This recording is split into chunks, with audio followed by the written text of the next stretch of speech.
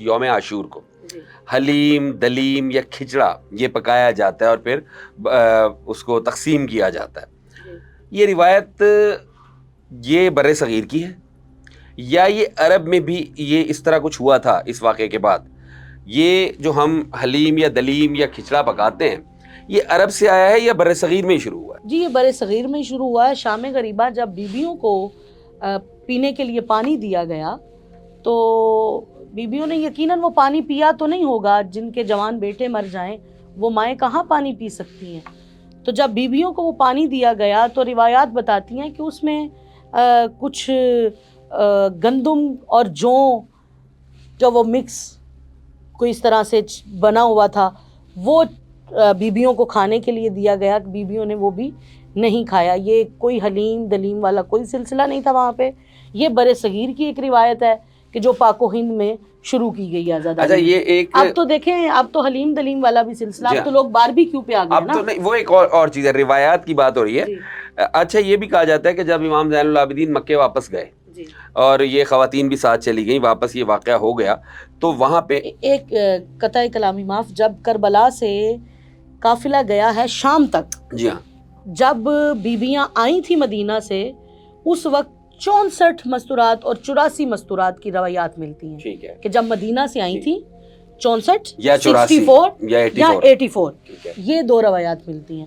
لیکن جب مدینہ واپس لوٹی تھی اس وقت 22 بیبیاں رہ گئی تھی جی جن کی باقیوں کی شہادتیں ہو گئی جی، ان کے بچے بھی اور بیویاں بھی جن میں بی بی سکینہ بھی شامل تھی. جی، امام حسین علیہ السلام کی سب سے چھوٹی بیٹی.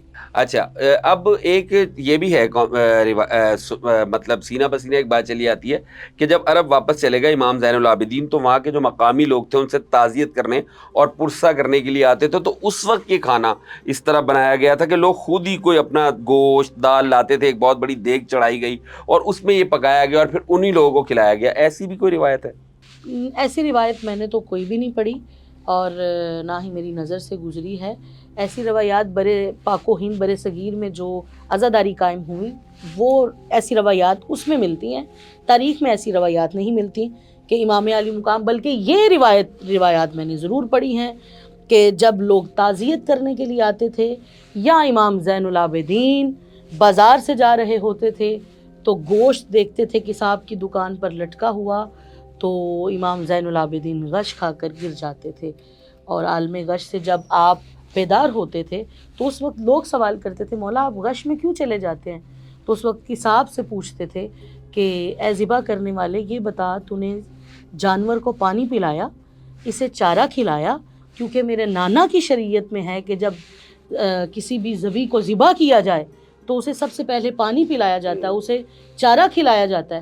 تو یہ بتا تو نے اسے پانی پلایا، تو نے اسے چارہ کھلایا؟